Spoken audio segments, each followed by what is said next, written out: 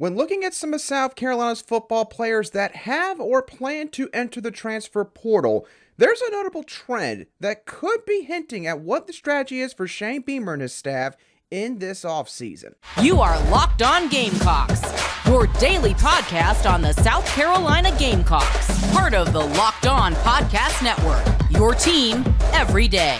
Hello, Gamecock Nation, and welcome back to the Locked On Gamecocks podcast. I am Antwane, the host of this podcast, and also a staff writer for Gamecocks Digest over on SI.com. Thank y'all so much for making the Locked On Gamecocks podcast your first listen or watch for your team here today. We are free and available both on YouTube and wherever you get your audio podcasts daily. Today's show is brought to you by LinkedIn Jobs. These days, every new potential hire can feel like a high-stakes wager for your small business. And that's why LinkedIn Jobs helps find the right people for your team faster and for free. Post your job for free at linkedin.com/lockedoncollege. Terms and conditions do apply.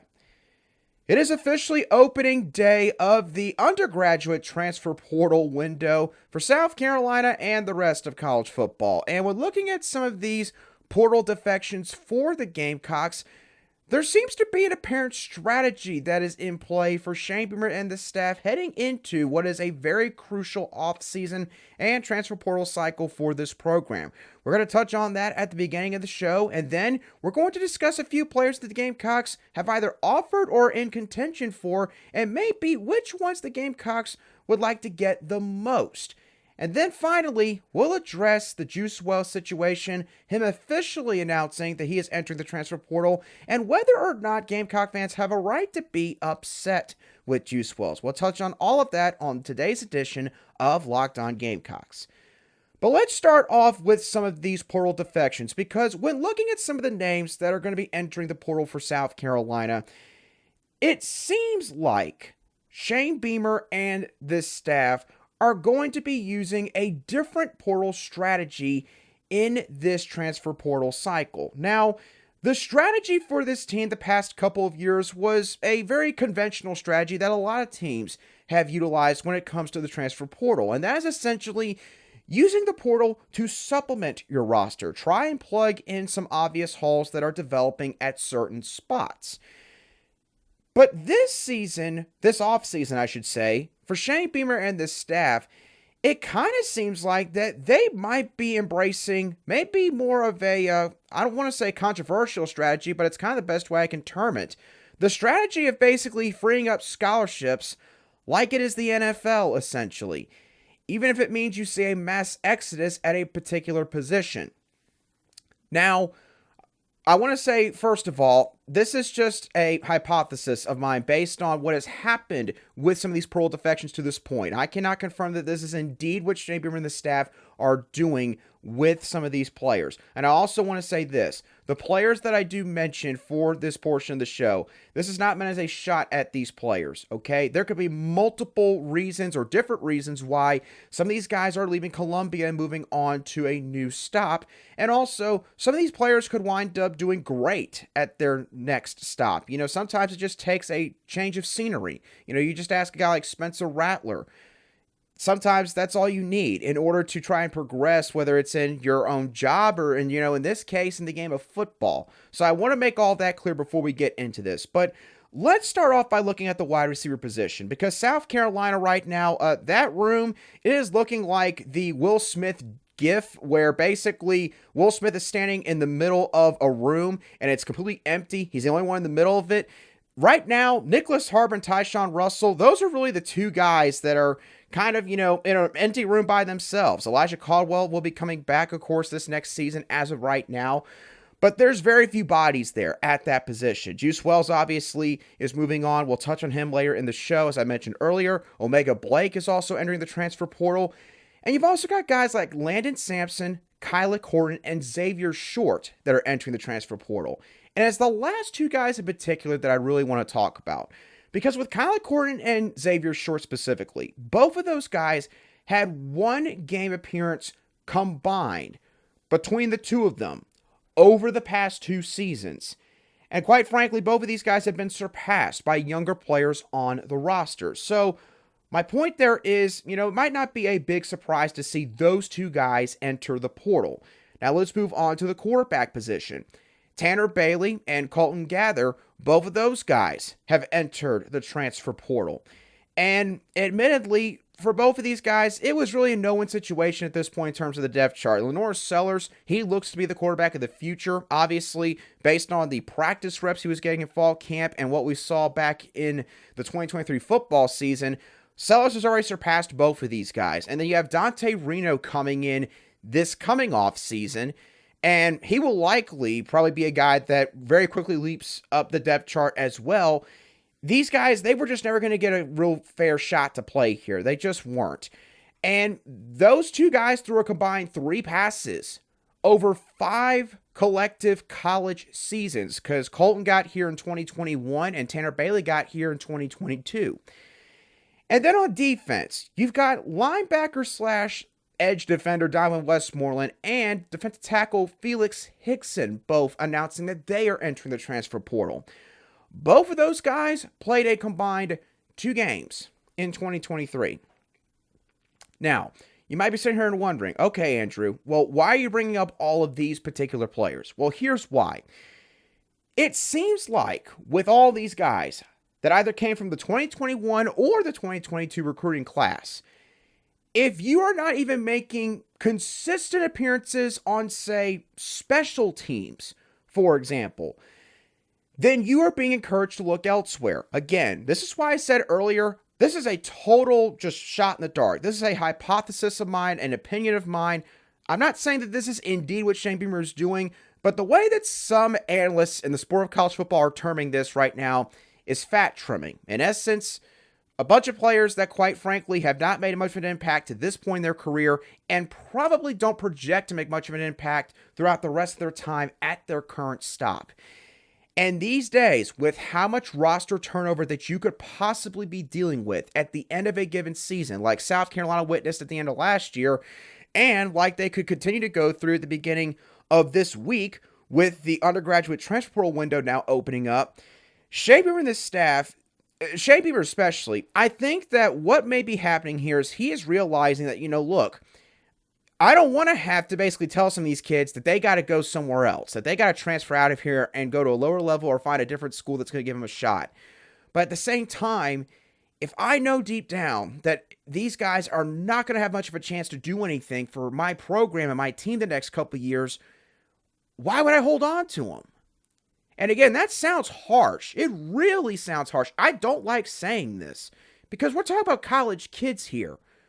But again, with the transfer portal and NIL and the way that things are right now, this is essentially like the NFL, but there is no structure to it at all. NFL free agency. Now, does that mean that Shane Beamer, again, is going to go to the extreme and bring in, like, say, 40 different players from the transfer portal like a Deion Sanders, even though it's 2 different sets of circumstances? No, does not mean that. However, I know that a lot of people have been very concerned, particularly about the wide receiver position, because, again, you look at that position, you go, oh my gosh, that's like 5 scholarship players that are walking out the door. Is there something going on in the building? Is something up with Coach Stepp, the wide receivers coach for South Carolina? And my whole point here is I don't necessarily think that that's what's going on here. Obviously, with Juice Wells, you're not trying to push him out the door. You're probably not trying to push Omega Blake out the door. Landon Sampson, I think that for certain reasons, he needed to go in the portal, and I would expect him to go back to the state of Texas and try to be closer to home. That one was not a surprise to me, and I don't think many fans that have paid attention to that situation that's played out there.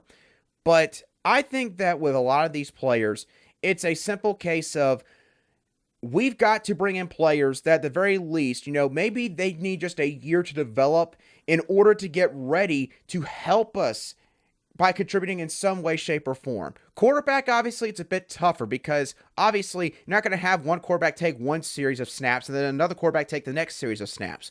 But a wide receiver, for example, if you're 2-3 years in and you're not even contributing on a special teams unit every single week, then the staff is literally, based on just the snaps, they're not getting anything out of you. And now with with the way the portal is, it does not incentivize you, does not benefit you to hold on to guys that realistically speaking are probably not going to do very much for you throughout their entire career at your school.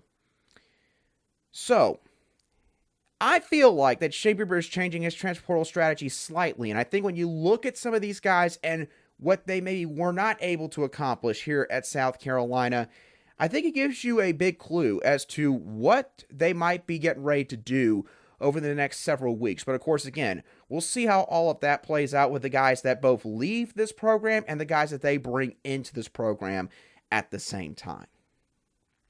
Now, in terms of players that could come to South Carolina, obviously, I know that there's always a couple of certain players that everybody wants to see the team bring in. And everybody usually goes to, a portal rankings list, and they take like some of the top 15, 20 players. We're not going to do that necessarily. We're going to talk about some of the guys that South Carolina has actually offered and or are reportedly interested in. And we're going to make a quick top 5 wish list of players that I think South Carolina would like to bring in over the next few weeks. We're going to touch on all of those guys in just a few moments right here on Locked On Gamecocks.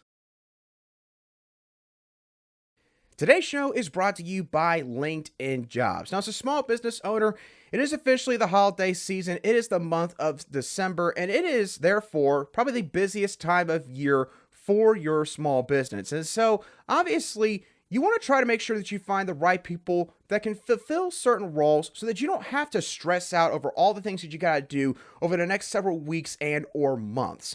And so for that reason, you need to go check out LinkedIn Jobs today. It's really simple and easy. All you got to do is add your job and the purple hashtag hiring frame to your LinkedIn profile to spread the word that you're hiring, and utilize a tool like screening questions to filter through all the viable candidates. It's why small businesses rate LinkedIn Jobs number 1 in delivering quality hires versus their leading competitors, because LinkedIn Jobs helps you find the qualified candidates that you want to talk to faster. Post your job for free at linkedin.com/lockedoncollege. Once again, that's linkedin.com/lockedoncollege to post your job for free today. Terms and conditions still apply. Welcome back to this Monday edition of the Locked On Gamecocks podcast, where we cover your South Carolina Gamecocks every single day. And as always, a big thank you to all of you everydayers who make the Locked On Gamecocks podcast your first watch on YouTube or your first listen wherever you get your audio podcast daily. All right, let's talk about maybe a portal target wish list here for Shea Beamer and the Gamecocks. And in terms of a portal target wish list, wide receivers and offensive linemen rule the day, in my opinion. Those are the two positions where so far the Gamecocks have dispensed the most public offers to this point. So let's start off with number 1. I'm not going to spend a ton of time on this guy because I actually talked about him sometime in the middle of last week. But my number 1 portal target on South Carolina's wish list is Florida International wide receiver Chris Mitchell. If you want to know about a guy that has had an Xavier Legette type of trajectory throughout their college career, Chris Mitchell is your guy. He had about 450 career receiving yards heading into the 2023 season. And then he proceeded to record over 1,100 receiving yards this fall. He's a guy that consistently performed at a high level week in and week out, and that included some of their toughest competition with the likes of Liberty, Jacksonville State, I believe New Mexico State, and also an SEC team in the Arkansas Razorbacks. All of that plus his stats indicate that his skill set could translate to the SEC. And again, we just talked about earlier for South Carolina, that wide receiver room, it is barren right now. They need some guys, and they need a dude out there that can be their number 1 wide receiver. Nicholas Harper, for all the talent that he has and all the athletic traits that he possesses, he's not ready for that kind of role yet. You got to get somebody in there that's got experience, and that, yes, even though Chris Mitchell plays at the Group of 5 level, or at least has for the last few years, that doesn't mean that he cannot compete at this level. Hate to bring him up, but again, we saw what Juice Wells did. He balled out at James Madison, which at the time was still an FCS program. He comes to the SEC, immediately becomes one of the best wideouts in this conference. So it is definitely possible at that spot. So Chris Mitchell is at number 1. Number 2, I got Southern Mississippi offensive lineman Jerquan Scott. Now, the first thing that sticks out to me here is the amount of experience that Scott possesses. He has started 40 games throughout his college football career. And the thing is, he has played in one of the toughest Group of 5 conferences in the entire sport in the Sun Belt over the past few years.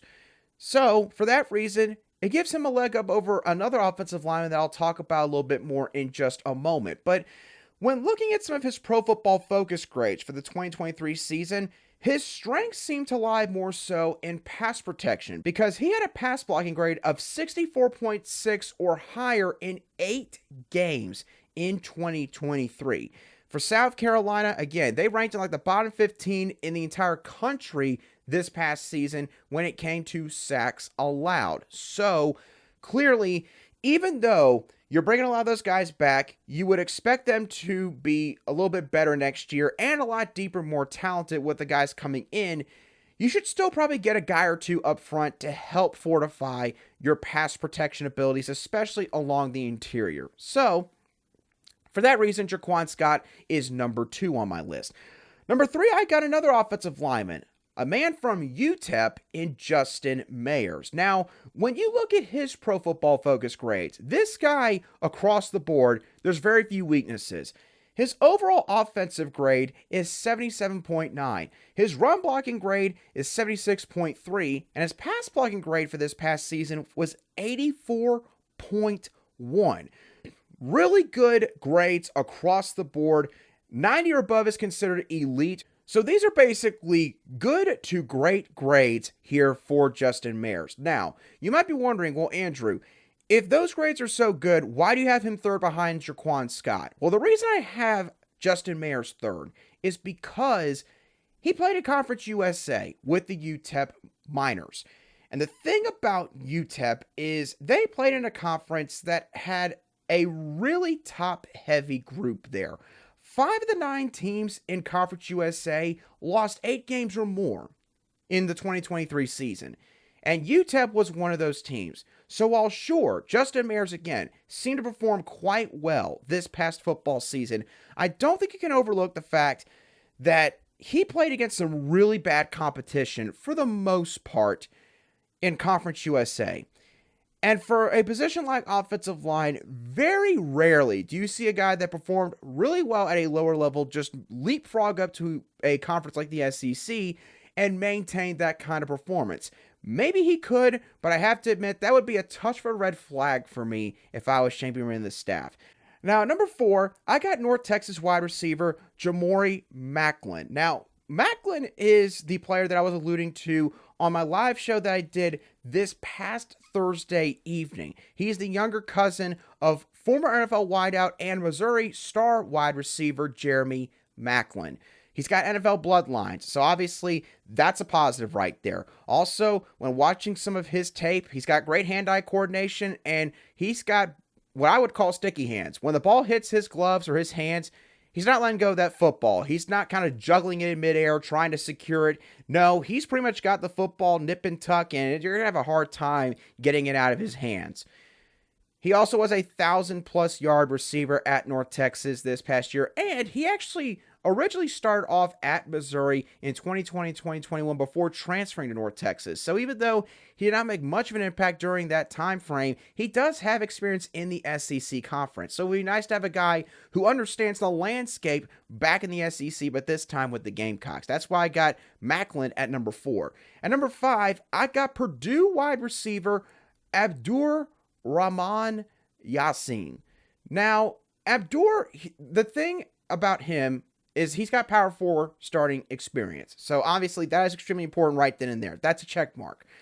The problem with him, the reason why I have him 5th on this list, he has had some injury issues. He missed most of the 2021 season, part of 2022, and half of the 2023 season, all because of injury. So admittedly, when you miss that much time over the course of 3 years, then honestly, you are injury prone. And with Abdur, if that's happening in the Big Ten, where obviously they're known for their defenses and they are known for their physicality on that side of the ball, what all is going to happen if he comes to the SEC? And he faces, much better athletes from an individual standpoint, guys that are faster and a lot of guys that are stronger, quite frankly. That would be a red flag there as well. But I still think that when he has been healthy, he's been a very solid wide receiver at the power forward level. So, Abdur, again, injuries would have to be something you would have to vet, but in my opinion, he would still be 5th on South Carolina's portal target wish list out of all the guys that we know that they are pursuing or they have offered up to this point in time. And now we get into a really tough conversation here about Antwane Wells, who did officially announce on Sunday night that he was entering the transfer portal. And he made an interesting decision regarding that announcement post on social media. And there was some visceral responses that were sent his way by Gamecock fans. So the question that I want to ask is, do Gamecock fans have a right to be upset with Antwane Wells? We'll dive into that discussion in just a few moments right here on Locked On Gamecocks. Today's show is brought to you by FanDuel. Now, as the weather gets colder, the NFL offers stay hot on FanDuel. Right now, new customers on FanDuel can get $150 in bonus bets with any winning $5 money line bet. That's $150 if your team wins. We got Monday Night Football coming up later this evening as the Cincinnati Bengals go on the road to take on the Jacksonville Jaguars. The money line for this Bengals squad is set at plus 385, while it is set at minus 500 for Jacksonville. So the Jaguars, pretty big favorite in this matchup.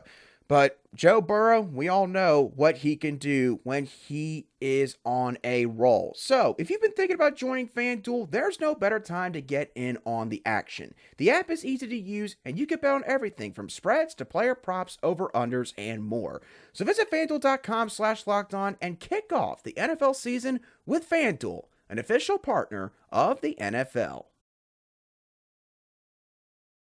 Welcome back to today's edition of the Locked On Gamecocks podcast, where we cover your team every single day in just 30 minutes.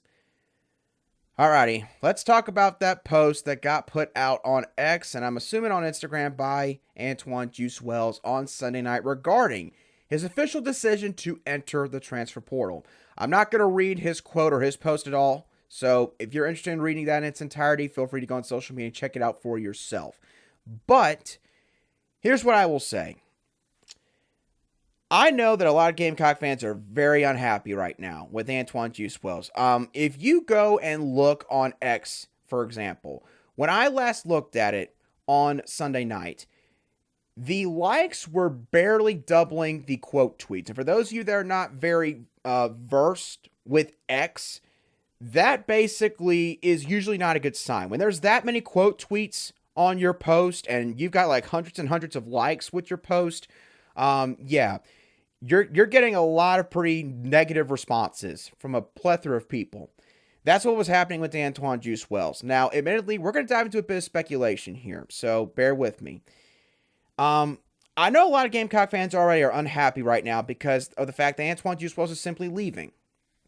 Because with South Carolina fans, and this is something that, quite frankly, the rest of the sport, a lot of the fan bases, and some national media people just don't understand about South Carolina's fan base. South Carolina is kind of like, it's kind of like when you go back to elementary school, middle school, and your class had dodgeball.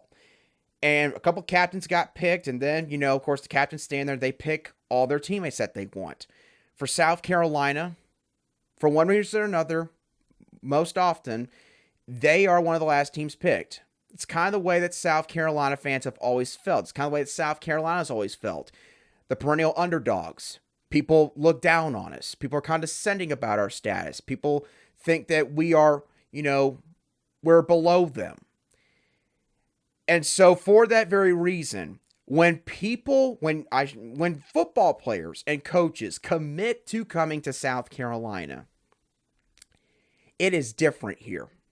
It is just different because South Carolina fans, they love this program. They love this university. They will bleed garnet and black until the day they are gone.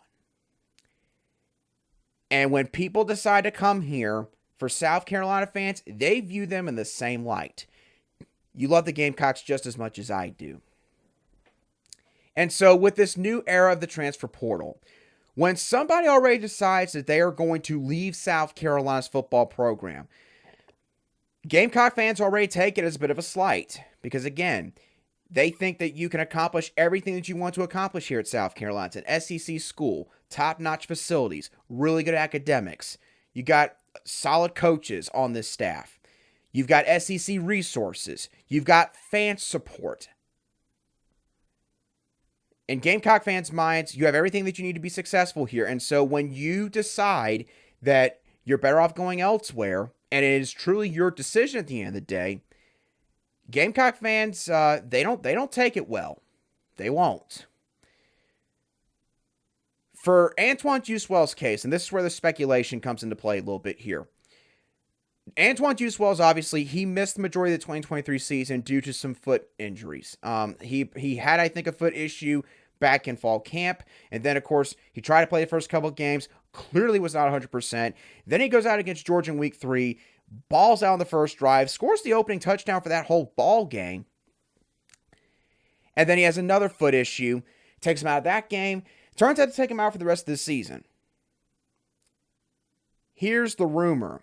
The rumor that's going around Columbia right now is that apparently Antwane Wells could have come back and played for this team at the end of the season in the month of November. I can't verify this. I don't have anyone that's told me this specifically. But this is a rumor that has been going around all the Gamecock sports circles for the past 48 hours or so. The other part of this rumor is Juice Wells supposedly got paid pretty handsomely in terms of NIL to come back this season. Obviously, again, he could have left for the NFL after the 2022 season, but he chose to come back. Tried to maybe get his draft stock up a little bit more. And Spencer Rattler also was going to be here.